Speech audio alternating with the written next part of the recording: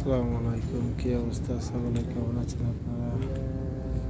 আশা করি ভালো আছেন। আজ শুক্রবার, জুমার দিন। মসজিদটা দেখতে পাচ্ছেন, কি বড় মসজিদ।